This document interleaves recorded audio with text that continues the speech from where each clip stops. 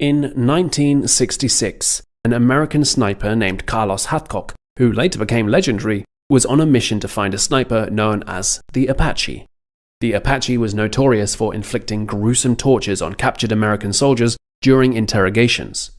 Hathcock, along with his observer Captain John Burke, had witnessed the horrifying remains of one of the Apache's victims and made a vow to end this reign of terror. Near Hill 55, close to the demilitarized zone between North and South Vietnam, Hathcock took down the Apache with a single shot. Surprisingly, the Apache turned out to be a woman, highlighting the presence of thousands of women fighting alongside the Viet Cong. This communist guerrilla force troubled the American military throughout the Vietnam War. The brief introduction here sheds light on the lesser-known but fascinating history of women's involvement in the Vietnam War as enemies and allies to the American forces.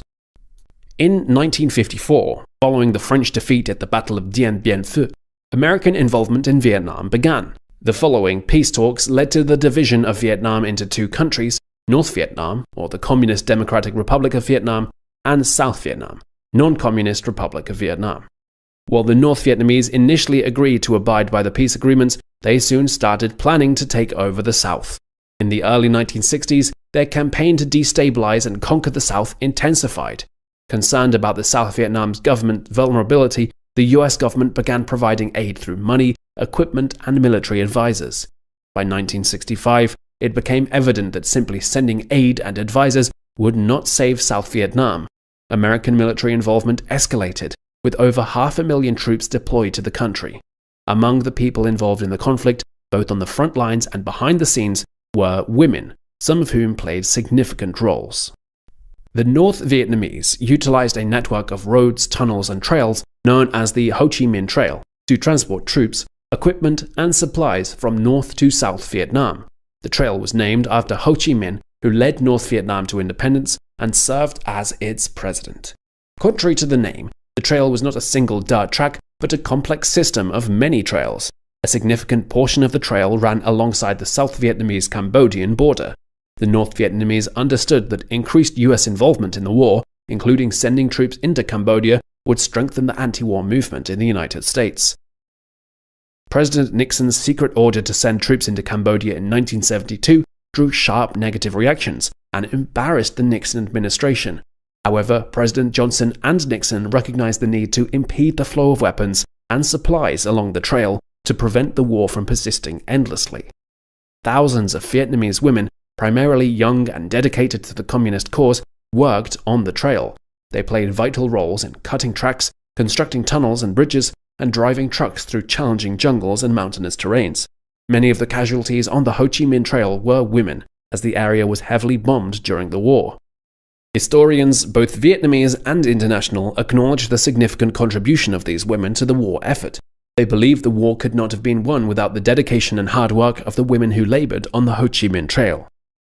Women played a crucial role in Vietnamese history and culture, and their involvement proved to be advantageous for the Vietnamese during the war, mainly due to the Americans' underestimation of women's capabilities. While the Americans couldn't fathom women as soldiers, spies, and saboteurs, female Viet Cong agents operated stealthily near American bases, gathering vital information directly from the Americans. Throughout Vietnamese history, women held leadership positions at the local and village levels, making important decisions and acting as judges in disputes. Notably, the Trung sisters led armies against the Chinese in 40 AD, becoming de facto rulers of significant parts of North Vietnam. Their bravery and leadership inspired subsequent generations, including the women of the Viet Cong. Among these remarkable women, the Perfume River Squad gained renown. Operating around the imperial city of Hue before the pivotal Tet Offensive in 1968, this group of 11 young women covertly collected information and spread rumors within the local markets. When the Tet Offensive erupted, they joined the fight, aiding Vietnamese casualties and engaging in combat. Captured by the Americans, these women faced the risk of torture and death at the hands of the South Vietnamese authorities. The Perfume River Squad exemplifies the countless women who fed information to the Viet Cong and North Vietnamese forces during the war. Their resilience and determination demonstrates the significant contributions made by women in the conflict. Vo Thi Thanh emerged as one of the most renowned Viet Cong women during the war. her iconic smiling picture resonating worldwide. Despite facing a 20-year sentence for a failed assassination attempt on a suspected South Vietnamese spy, she defiantly smiled, questioning the government's longevity to imprison her. Released in 1974 as part of the Paris peace talks, Vo Thị Tong became a national hero in Vietnam, serving in important government positions until her retirement in 2007. Similarly, Hanoi Hannah, the English-language broadcaster for the North Vietnamese Voice of Vietnam, played a significant role during the conflict. Like Tokyo Rose during World War II, Hanoi Hannah targeted American soldiers with propaganda broadcasts, urged them to question the war and resist orders. While Tokyo Rose placed popular American songs, Hanoi Hannah focused on Vietnamese folk music and patriotic songs unfamiliar to the Americans.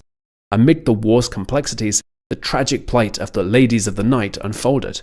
The influx of well-paid American soldiers in Vietnam led many economically disadvantaged or vulnerable South Vietnamese women to prostitution. This dark reality, tacitly tolerated by the American military, not only resulted in the spread of social diseases, but also provided opportunities for female Viet Cong agents to gather intelligence. These women, often young and bereft of alternatives, endured unimaginable hardships and suffered the consequences of a war they did not choose. These stories shed light on the multifaceted experiences of women in the Vietnam War, highlighting their resilience, manipulation of circumstances, and the harsh realities they faced during the tumultuous period. The Vietnam War, widely publicized through television, changed American perceptions. Shocking images of an ally executing a guerrilla and the napalm girl intensified anti-war sentiment, shaping public opinion. During the Vietnam War, a photograph depicting a young girl caught in a napalm attack shook the world. Kim Phuc, later known as the Napalm Girl, miraculously survived the bombing of her village, Trang Bang, in 1972. At the time, she was just a panicked and severely burned 9-year-old girl, tragically caught between the Viet Cong, who held her family hostage, and the American forces attempting to drive them out. Kim Phuc and her village became victims of an American napalm attack. The photograph, taken by Nick Ut, a South Vietnamese photographer, quickly gained global attention. It led many Americans to question their country's involvement in Vietnam and the use of such devastating weapons. The photo became an iconic symbol of the horrors of war and further fueled the anti-war movement. During the Vietnam War, American women nurses played crucial roles in caring for wounded soldiers. Serving in military hospitals on land and at sea, they saved lives and provided comfort. However, they faced pervasive sexism, including dismissal by male doctors and invasive questions about their sexuality. Despite these challenges, nurses survived and served as caretakers and support systems for soldiers enduring the trauma. Their contributions and sacrifices deserve recognition and appreciation in the war narrative. Among the casualties of the Vietnam War was a remarkable photojournalist named Dickie Chappelle. Having survived multiple conflicts and revolutions worldwide, Chappelle was an esteemed journalist who fearlessly reported from the most dangerous areas. While her male counterparts sometimes overlooked her work, experienced journalists and soldiers respected her for capturing their stories. Another notable woman journalist was Frances Fitzgerald, an American writer who covered the war extensively. Austrian reporter Kate Webb also left a lasting impact, having been captured by the Viet Cong and enduring harsh conditions before her eventual release. These women, alongside many others, inspired a new generation of female war correspondents.